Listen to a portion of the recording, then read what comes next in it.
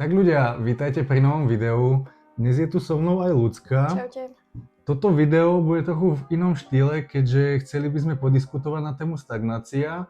Takže v dnešnom videu si rozoberieme pár základných bodov, pre ktoré majú ľudia problém s progresom.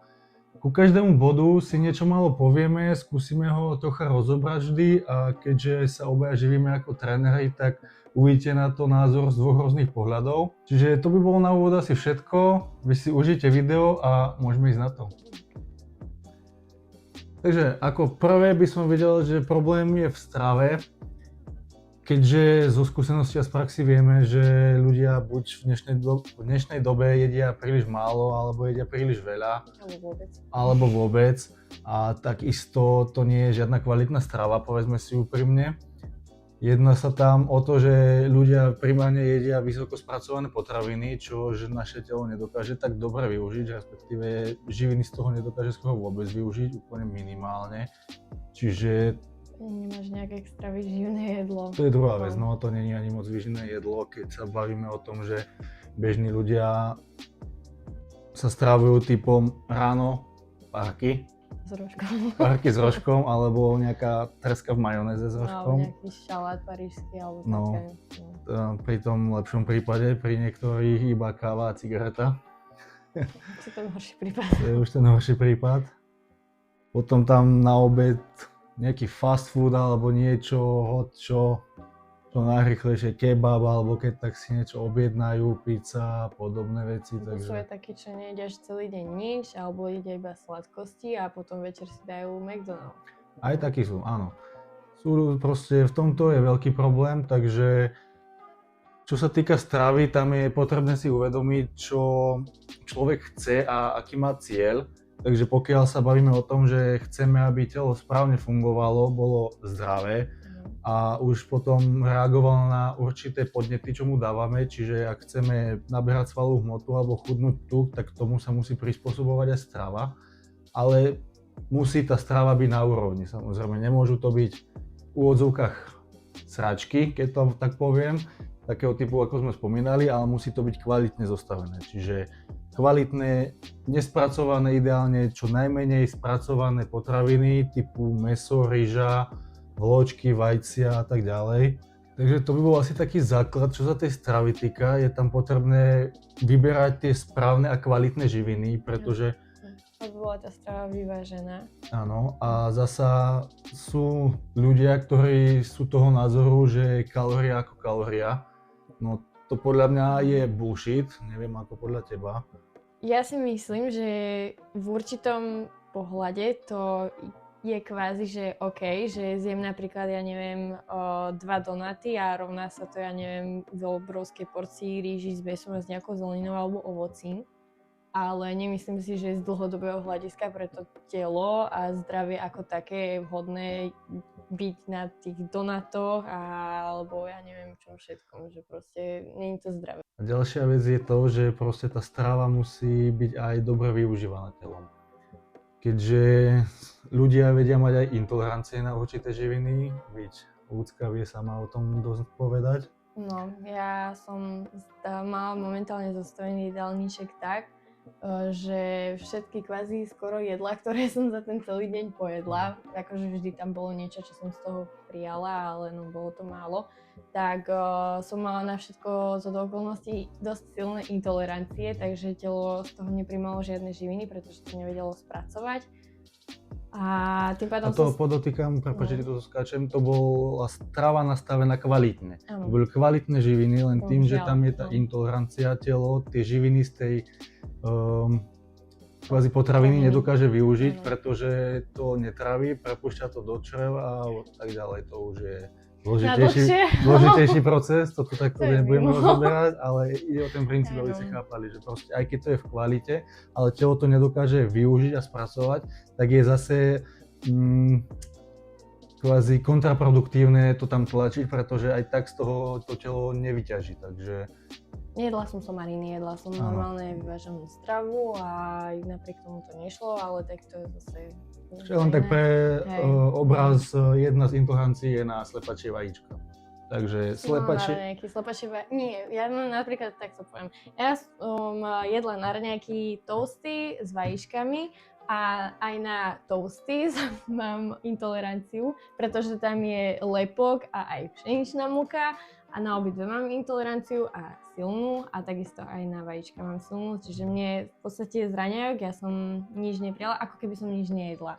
A preto ja som stále ako keby jedla viac a viac, ale viac a viac som chudla, pretože ja som nič neprijímala. Tá strava musí byť zostavená na každého individuálne, pretože každého telo funguje inak a každému využíva živiny inak.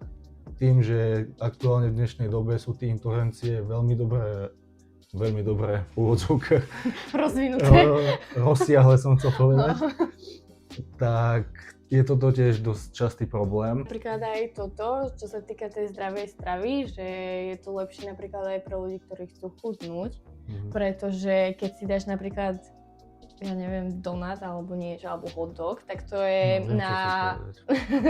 vieš, tak je to na porciu ako takéto menšie, že to nezasytí tak toho človeka, objem, tak to nie je také objemné jedlo, ako keď si dá napríklad ten tanier, ja neviem, že zemiaky, nejaký steak alebo čo, dobre spravený, tak so zeleninou, že je to objemnejšie, viac z toho naje ten človek, príjme rovnaké kalórie a nepociťuje ten hlad, čiže potom nemá potrebu sa dojedať inými vecami.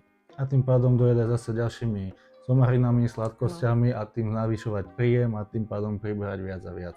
Áno, to je ďalší faktor toho, že proste keď si zoberieme v úvahu, že ja neviem, čokoláda Milka má plus minus 400 kalórií, keď si vezmeme, že... Ako ktorá? Mať aj viac. Cca to jedno. Že to je trocha, není to objemné jedlo. A keď si zoberieme plný tanier zemiakov, mäsa a zeleniny, tak tam vieme dať aj menší kalorický príjem z toho a je to objemnejšie aj trojnásobne jedlo. Takže to človeka podstatne viac zasytí ako jedna čokoláda Milka. Čiže je potrebné v strave dbať na príjem bielkovín, sacharidov a tukov kvalitných, do toho mať dostatočné množstvo vlákniny, aby čreva a trávenie fungovalo správne. A takisto, keď sa bavíme o tej úvodzovkách zdravej strave, tak musíme brať úvahu aj to, že v zelenine, v ovoci a v celkovo zemiakoch a týchto veciach je nielen podiel makroživín, ako sú bielkoviny, sacharidy a tuky, ale aj mikroživín, ako sú vitamíny, minerálne látky a podobne, ktoré sú takisto pre naše telo veľmi dôležité a prospešné. Čož v spracovaných potravinách nenájdete. Tam nájdete tak Ečka a konzervanty a podobné veci. Treba brať potaz to, že musí to byť nastavené správne a na každého platí že len niečo iné, pretože niekomu môže vyhovovať napríklad keto dieta, niekomu keto dieta nemusí vyhovovať absolútne. Niekto môže fungovať dobre na prerušovanom pôste, niekto prerušovaný pôst nezvládne. Čiže ono je veľmi veľa štýlov stravovania. Ja osobne moc neuznávam, že nejaký druh diety, pretože každá dieta funguje na kalorickom deficite. Alebo na surpluse podľa toho, aký je tam cieľ, samozrejme. A ide iba o štýl daného stravovania. A to, čo danému človeku bude najviac vyhovovať a sedieť k tomu, ako bežný deň funguje.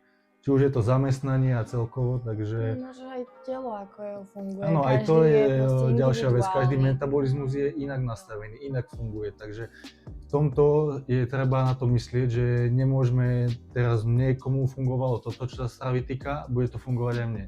To je blbosť, pretože každé telo je úplne iné. Treba si nájsť štýl, ktorý vám bude najviac vyhovovať tomu, čo chcete dosiahnuť a tomu, čo robíte, ako fungujete. A už podľa toho sa odvíjať a hľadať si kvázi to svoje, čo vám najviac sedí, najviac vyhovuje, čo vám robí najviac dobre, čo týka trávenia a celkovo tohto a už potom sa dostaví aj progres, lebo keď to bude správne fungovať vnútri, keď to bude tráviť a bude mať telo dostatočné množstvo všetkých potrebných živín, či makronutrientov, áno, alebo mikronutrientov, tak presne ako hovorí ľudská, bude zdravé, bude fungovať správne a tým pádom už aj ten progres bude tam viditeľný. Je to o tom to kvalitne a správne nastaviť, lebo proste niekedy menej je viac, no povedzme si tak.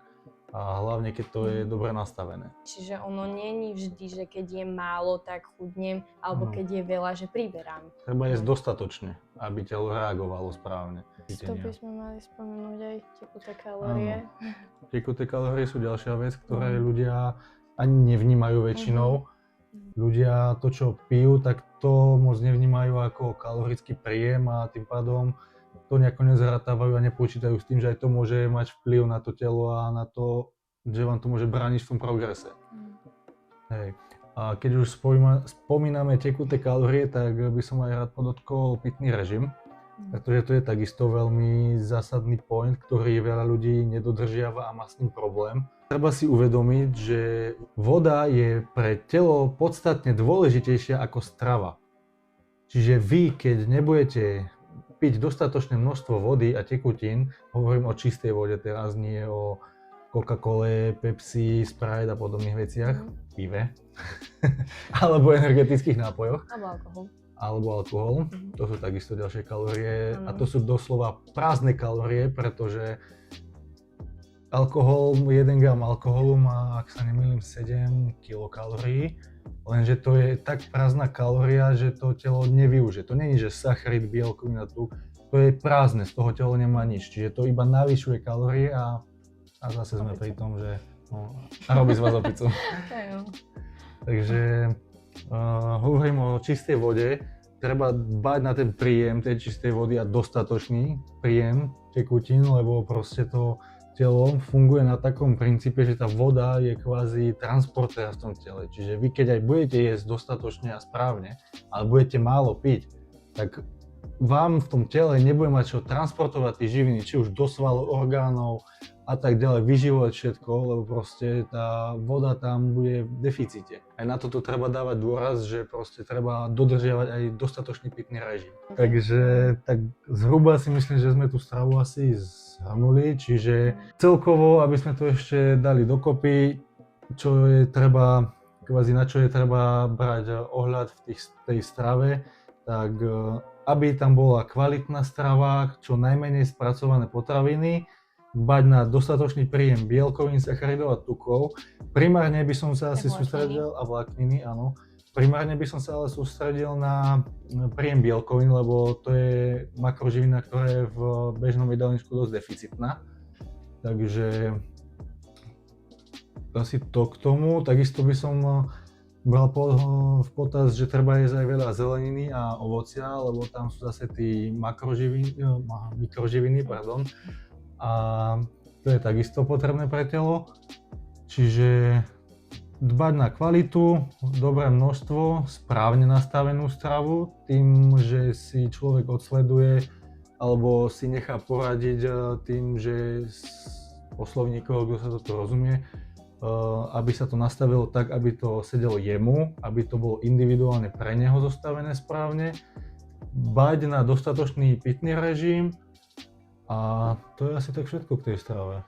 A potom už len stačí tam to dobre nastaviť, čo sa množstva týka, už v závislosti od cieľa, čo chceme dosiahnuť, či chceme chudnúť, či chceme priberať, alebo čo chceme, kvázi aký je náš cieľ. Čo sa toho týka a už od toho sa odvíja, či to pôjde do plusu kalorického, do surplusu konkrétne, alebo do deficitu a už podľa toho to riešiť. Takže to by bolo za nás asi všetko k prvému bodu a môžeme ísť na bod číslo 2. Takže ako druhý bod by som videl tréning. Čo sa tréningu týka, tak tam je dosť problém z môjho hľadiska ten, že ľudia trénujú kvázi nie dostatočne tvrdo. Ľudia väčšinou, keď už nehovorím teraz, že každý musí ísť do úplného maximálneho zlyhania alebo neviem čo všetko, lebo to záleží tiež od toho, či človek začína trénovať alebo už má niekoľko rokov a otrenovaných a má už za sebou nejakú tú prax, že už to telo je tiež zvyknuté na ten tréning, ale ľudia majú tendenciu končiť sériu, keď začne ten sval bolieť. Páliť. Alebo páliť, áno. To, že sval bolí alebo páli, neznamená, že sval už nemôže. Čiže v tomto by som videl dôležitý point to, nesústrediť sa kvázi tak na to, že kedy to začne boliť, ale kedy sa začne spomaľovať kvázi pozitívna fáza vykonávaného cviku. V skratke telo, respektíve svaly fungujú na takom princípe, že sval keď niekde zlyhá, tak telo zareaguje na to tak, že aha, v tomto bode som zlyhal, na to, aby som tam na ďalší krát nezlyhal, musím zosilniť. Lebo treba myslieť na to, že primárnym cieľom tela je to, aby prežilo. Čiže vy, keď v určitom bode zlyháte, čo sa svalu týka, tak telo na to, aby prežilo do budúcna túto situáciu, musí ten sval zosilniť. Takže na to, aby vám tie svaly napríklad rastli, musí sval prísť aspoň dostatočne k tomu zlyhaniu, aby sa do budúcnosti mal tendenciu a mal podnet na to, aby sa musel zlepšiť, aby musel zosilnieť, musel narásť a Aby dostal ten stimul, áno, aby tam bol ten stimul, narastie, tak bude zase zvládne to, čo predtým napríklad áno, nezvládol, alebo aby takto, že prežil. stále sa proste bude zväčšovať, posúvať, Áno. zosilňovať. Že to by bol taký hlavný problém, by som videl, čo sa týka stagnácie pri tréningu a takisto. Tak No, si to môžeš. povedala, že problém napríklad je to, keď je príliš veľa toho tréningu. Napríklad vidíme tam ľudí, ktorí tam trávia 2-3 hodiny, na čo si tam tak dlho proste, to je, No. prepaluješ To už je zbytočne ten kontraproduktívne sval a takisto. Áno. nemá to potom zmysel tak dlho. Alebo Áno. robia nezmyselne, robia hodinu kardio, 2 hodiny tréning, alebo dvojfázové, že ja neviem. Potom ešte ďalšia hodina kardio po tréningu a reálne sú vo fitku 4 hodiny a potom si večer idú ešte zabehať. No, takže... Čiže buď Hlavne, robia, keď chce niekto budovať svaly, tak je to Áno. totálne kontraproduktívne. áno, takže, pri budovaní no. svalov mať príliš vysokú aktivitu je veľmi kontraproduktívne, lebo Proste buď budeš aktívny a budeš mať kondičku, alebo budeš mať svaly. To je tam, nie je nič medzi. dá sa udržať No. kondička aj počas toho, ako sa naberajú svaly, ale to už sme pri tom, že Navýšiť príjem. No. áno, idem povedať, že proste ujesť ten príjem pri extrémne vysokom výdaji je dosť náročné. To vidíte aj v tom, že keď proste áno, chcete byť aktívni, baví vás tá aktivita ako taká, tak proste treba brať potaz v to, že treba tomu telu teda doručiť do seba aj treba tomu telu doručiť do seba. Nice. Treba tomu telu dať aj dostatočné živiny na to, aby proste tú aktivitu malo vykompenzovanú tou stravou. Čiže áno, jedna vec je, že buď robia ľudia málo na tom tréningu, alebo robia až moc. Tiež treba počúvať aj svoje telo, lebo proste takisto pri extrémne vysokej aktivite, a to aj keď sa bavíme o extrémne pri extrémne tvrdom tréningu, vieme tak preťažiť centrálnu nervovú sústavu, že proste príde pretrénovanie. Čiže vravím, preťažovať extrémne centrálnu nervovú sústavu tiež nie je moc vhodné, lebo proste tam, keď príde pretrénovanie, tak to nie je, že vás to vyradí na 2-3 týždne. To je iba, že ste to prestrelili. Pretrénovanie reálne sa bavíme o polročnom vyradení z tréningu. Po niektorých prípadoch sa už do tréningu ani nevedeli ľudia dostať znovu. Že aj chceli, ale proste to telo proste povedalo, že nie. Ja sú aj prípady, keď je to človek doslova, že sa im to nie, že zhnusí, ale Áno, majú majú k voči tomu tomu taký odpor a Áno. strach, že... Že sa to stane znovu. To Áno. je presne tá reakcia toho tela, lebo proste tá centrálna nervová sústava to tomu kvázi bráni, sa aby sa tomu to bráni, nestalo áno. znova. No. lebo ako sme už spomínali, telo chce prežiť. Takisto tréning, by som spomínala to, že sú rôzne ciele, ktoré chce človek kvázi ako keby máme tu napríklad dosiahnuť. Napríklad máme bodybuilderov, máme powerlifterov a každý ten tréning môže proste vyzerať úplne inak. Pokiaľ chcem zlepšovať kondičku a výdrž, tak nemôžem trénovať tak, že proste budem mať jednu ťažkú sériu na 5 opakovaní a potom 3-4 minúty pauzu, ako to robia powerliftery, ktorým ide primárne o budovanie síly. Takisto, keď chcem budovať sílu, nemôžem robiť 20 až 40 opakovaní s ľahkou váhou, pumpovať, lebo proste to takisto nemá efekt na tú silu. Čiže treba trénovať aj s tým, že treba ten tréning prispôsobiť tomu, čo chceme dosiahnuť a na čo chceme sa zameriavať. Či už na rozvoj síly, budovanie svalov, kondička, alebo keď iba lepšie sa cítiš, a výbušnosť, to podobné už veci tam. záleží od toho aj čomu sa človek venuje. Fightery napríklad majú Áno, úplne iný idem to tréning. presne Tam povedať. strašne závisí od toho, že čo si človek vyberie, aký je jeho cieľ a čo chce dosiahnuť v tom danom športe alebo v čom sa to cvičenie má ako keby rozvíjať, že Áno, človek chce vlastne dosiahnuť, aj no. fightery majú viacero rozličných tréningov. Majú tam aj silovú jednotku, ale majú tam aj kondičné tréningy a aj výbušné tréningy. Čiže To pri tej výbušnosti áno, napadlo. čiže treba brať ohľad na to, čo chceme dosiahnuť a na čo sa chceme zameriavať primárne a od toho sa odvíjať a od toho aj zostavovať tréning. No čo sa týka tréningov, takisto je aj rozdiel, keď niekto tu vykonáva daný cvik kontrolovanie, že reálne zapája tie svaly, ktoré na ten daný cvik zapájať má, alebo keď to tam nezmyselne háča, alebo egolifting, to je veľmi teraz obľúbené, hlavne u začínajú veci. Tam si naložia nesmyselne veľkú váhu, celým telom tam napríklad robia bicepsový zdvih a nemá to absolútne žiadny význam. Necvičia tým biceps, ale aj chrbát. Takže... Nie, že cvičia, že by to tým reálne cvičili, ale nezapájajú tak. Je tam biceps, ale aj chrbát. Áno, je dôležité takisto dbať na správnu techniku a vykonávanie cviku a nie iba bezhlavo to tam hádzať a dvíhať a za každú cenu teraz, že ako sme spomínali, progresívne preťažovanie, respektíve aby sa človek posúval stále viac a viac, tak nie je teraz na úkor toho, že proste správna technika ide do hája. Proste treba brať v úvahu aj to, že tá správna technika má tiež nejaké opodstatnenie a netreba tam zbytočne si hádzať váhy a zbytočne iba riskovať zranenia a podobné veci. Takže na tieto faktory by som videl, že treba brať primárny ohľad na to, aby človek kvázi nestagnoval na tom tréningu. Progresívne preťaženie by som videl ako hlavný bod toho, aby sa zabránilo stagnácii a potom už len zostaviť ten tréning adekvátne tomu, aby ten cieľ, ktorý chceme dosiahnuť, bol aj kvázi na tom tréningu dostatočne zastúpený tým tréningom ako takým. Takže to by bolo k tréningu a ideme na bod číslo 3. Tak, ako tretí bod by som videl regeneráciu. Regenerácia je niečo, čo ľudia veľmi podceňujú. Zanedbávajú, áno.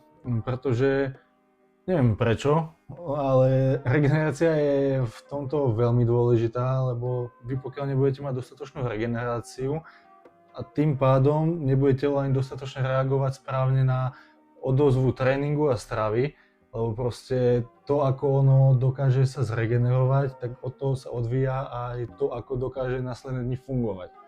Čiže v tomto by som videl asi ako hlavný point to, aby ľudia kvázi dbali na to, aby mali dostatok spánku, pretože spánok je veľmi podstatná forma regenerácie pre telo, ako áno. Telo regeneruje aj v priebehu dňa, keď je v kľude a nič nerobí, ale proste počas spánku sa v tele robia viaceré procesy, ktoré majú primárny vplyv či už na regeneráciu, alebo tieto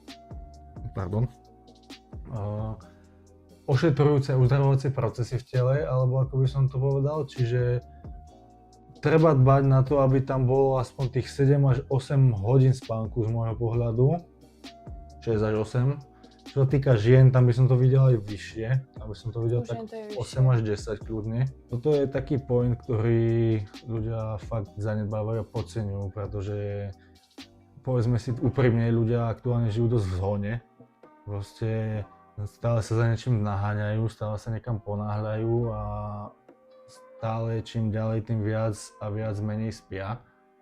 Podľa ktorí tam spánku nedávajú ani tých 5 hodín a to je ako veľké mínus. To aj ten progres ako taký potom dosť brzdí, lebo proste to telo nemá kedy si oddychnúť. A čo sa kofeínu týka, tak minimálne tých 7 hodín pred tým, kedy sa chystáte ísť spať, už by som nedával kofeín do seba, pretože... Ani nejaké predtréningovky, ani podobne. Už vôbec nie americké, ale to je zase suplementácia, je to zase niekedy inokedy. A tým, že ten kofeín, aj keď vy si poviete, že na vás nemá vplyv, že zaspíte v pohode. Áno, vy zaspíte v pohode, lebo už ste imúnni voči účinkom toho kofeínu, ale nie voči naviazaniu kofeínu. Čiže vy ho tam máte tak či tak naviazaný a pokiaľ tam bude naviazaný, tak vaše telo tam nedokáže naviazať svoje hormóny počas spánku a tým pádom sa nedokáže tak zregenerovať po tom spánku. A to vidíte aj na ľuďoch, ktorí povedia, že večer si dajú kávu a ráno keď stanú, tak povedia, aký som rozbitý, unavený a takto. Ako môžeš byť unavený, keď proste spíš 8 hodín? Lebo ten spánok Je má nekvalitný. určité procesy, Áno. je tam Určité aj fázy. tá RAM časť, aj všetko a keď to človek To je proste nemá, najpodstatnejšie, áno. keď to človek proste nemá a kvázi iba bdie, aj keď si myslí, že spí, tak Presne tak. je unavený. Áno, presne túto fázu kvázi zabraňuje kofeín dosiahnuť, pokiaľ je naviazaný na receptore a tým pádom v tejto fáze sa odohráva najviac tých procesov regeneračných a zotavovacích a toho všetkého. Tá fáza netrvá dlho. A tá fáza netrvá dlho, tá fáza je rozkuskovaná iba na pár hodín, by som povedal, alebo minút dokonca, až podľa toho, aký dlhý je spánok. Pokiaľ máte spánok 4-5 hodín, tak to sa bavím fakt o minútach. Až vôbec. Ak sa tam vôbec dostanete do tej fázy, áno. Lebo... Od toho závisí aj ten spánkový režim ako taký. Áno. Lebo keď telo proste nie je navyknuté na určitú hodinu a stále idete spať v iný čas, tak jednoducho tak to ten telo je spánok z je toho rozhádzaný. zmetené a nevie si potom vytvoriť nejaký spánkový režim a teda sa nevie do tej hladiny ani len dostať, čiže preto ste stále unavení, nemáte progres. No, takže v tomto bode, čo sa týka regenerácie, by som videl, ako zabrániť tomu, aby tam nastala tá stagnácia, ale respektíve, aby bol lepší progres, tak nastaviť si, ako máte ráno nastavený budík, tak si nastaviť kvázi aj ten večerníček, kedy ide človek spať, áno, a dodržiavať to v presnom čase každý jeden deň. Tu keď budete mať nastavený správne, striktne a rovnako každý jeden deň ten spánkový režim, tak tieto problémy sa eliminujú, aj to telo bude lepšie reagovať na ten spánok a tým pádom sa aj lepšie dostane do tej REM fázy a aj dlhšie bude v tej REM fáze. Takisto je veľa začiatočníkov, keď začne cvičiť, tak si napríklad myslí, že svaly ako také rastú sa na tréningu. budujú na tréningu. Lenže nie, oni sa budujú, keď proste ty pekne spinkáš v noci. Lebo tam ten rastový hormón je najviac. Svaly rastú v posteli, nie na tréningu. Na tréningu sa iba poškodia a dajú kvázi Dá sa tam ten princíp, stimul tomu, aby rástli. áno, stimul tomu, aby rastú, tam bol ten keď podnet. regeneruješ. Ale rastú reálne až keď človek regeneruje. Preto ľudia sa potom proste čudujú, že však ja dodržiavam tréningy, chodím pravidelne do fitka, toľkokrát do týždňa, jem stravu, neviem čo blablabla. A keď sa vás pýta, že no a koľko spíš, povieš 4 hodiny. 4 hodiny, tak áno, progres tam nebude. No. A takisto, keď človek trénuje až moc, tak tá regenerácia tam je horšia a už takisto telo ešte, aj keď tam má málo spánku, tým pádom nemá taký priestor regenerácie a tým pádom je iba preťažované a nemôže tam byť ten progres, proste to je, keď sa na tým človek zamyslí, tak proste to nedáva zmysel, aby tam ten progres bol, keď sú tam také podmienky. Takže to by bolo asi všetko k regenerácii a my sa presúvame k 4. bodu, čo bude aj posledný bod. Ako 4. a posledný bod, v čom môže byť problém a čo vám môže brániť v progrese, je to, že ľudia chcú všetko hneď a rýchlo. Aktuálne v dnešnej dobe sú strašne rozvinuté sociálne médiá a sociálne siete, kde všetci vidia highlighty všetkého, vidia tam tých najväčších, najúspešnejších ľudí v tom, čo chcú dosiahnuť a chcú sa na takúto úroveň dostať čo najskôr a čo najrýchlejšie. Lenže to tak nefunguje, bohužiaľ. Toto, pokiaľ sa bavíme o cvičení, je dlhodobý proces, toto nie je šprint, toto je maratón. Takže vy, pokiaľ chcete v tom niečo dosiahnuť a mať nejaké výsledky, tak musíte tomu dať čas. Ľudia by sa nemali porovnávať s niekým druhým, ale so samým sebou a s progresom, ktorý oni urobili. Aj napriek tomu, že ľudia, ktorí cvičia, dodržia všetky tieto body, ktoré sme mi tu teraz spomenuli, tak ten progres nemôžu od toho očakávať, že aj napriek tomu bude neviem aký veľký, budovanie svalov a to budovanie svalov proste trvá strašne dlhú dobu, je to pomalý proces a napriek tomuto nebude ten progres neviem aký extrémny. Čiže a tým ešte keď vlastne niektorý z tých bodov chýba alebo viac tých bodov, tak ten progres sa o to ešte viacej spomalí. Áno. Čiže... A takisto ten progres, čo sa tohto týka, tak sa aj odlišuje od toho, či človek začína alebo už je pokročilý cvičenec. Vy keď začínate, tam máte kvázi taký efekt, telo je v takom šoku, že proste reaguje veľmi dobre a extrémne rýchlo. Ale toto sa časom stále spomaluje, čiže vy nemôžete čakať, že taký progres, ako ste urobili za prvý rok až 2 cvičenia, urobíte aj za ďalšie 2 roky. Proste ten proces sa spomaluje, lebo proste telo si zvyká. Telo sa adaptuje na danú záťaž, na dané procesy, čo sa v ňom dejú a tým pádom aj ten progres... ťažšie ho stimulovať alebo udržiavať. Áno, tým pádom je potom ťažšie ho stimulovať a preto sa tam musí aj ten tréning, aj tá strava, aj všetko toto tomu adekvátne tiež vyvíjať. Čiže není... Takisto na začiatku človek nepríjme rovnako veľa bielkovín na tú váhu, ktorú má ako ja neviem o 5 rokov. Jednoducho tam nabral viacej tej svalovej hmoty. Ktorú treba živiť a áno, ktorá takže príjma ono tie vždy bielkoviny. sa to vyvíja. Či vlastne v tréningu ako takom, alebo aj v strave, proste, že to pôjde dopredu. Teraz chcem zmenu, a to je napríklad aj dosť taký point, že proste ľudia chcú zmenu, ale chcú ho iba na určité obdobie a potom budem robiť to, čo som robil predtým. To je takisto blbosť. Teraz chudnem, budem vyzerať dobre a teraz jemu to ide aj na tom, tak pôjde to aj mne. No to je blbosť.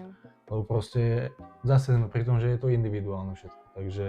To isté platí napríklad aj pri cvikloch. Niekomu zaberá určite cvik lepšie ako druhému. Vidíme milión influencerov a videí, ako zdieľajú, že ja neviem, baba má takúto rytisko a cvik na zadok, tam má tie cviky robí a to, lenže tebe to nemusí zabrať, pretože ty máš na tej kostre inak poupínané tie svaly, inak ti zaberajú. Aj tú kostru ako takú máš inak. Áno, čiže ty si musíš nájsť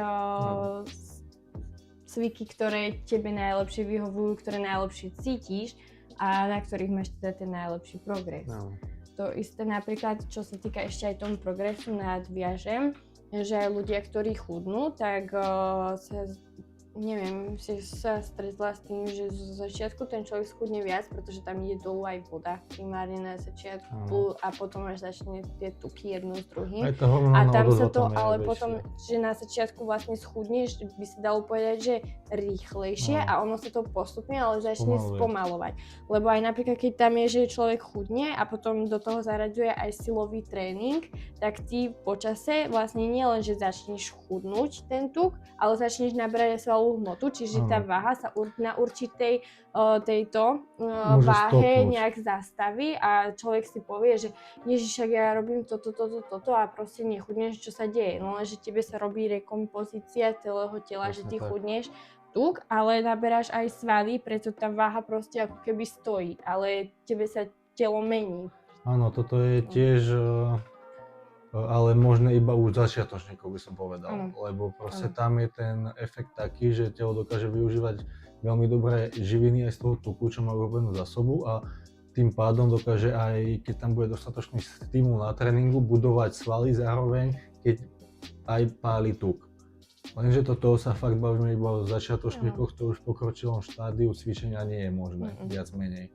Takže, aby sme zhrnuli tento bod, tak ako zabrániť tomu, aby nastala stagnácia v tomto smere, je tá, proste nekopírovať niekoho iného, či sa to týka strávy, tréningu alebo celkovo životného štýlu.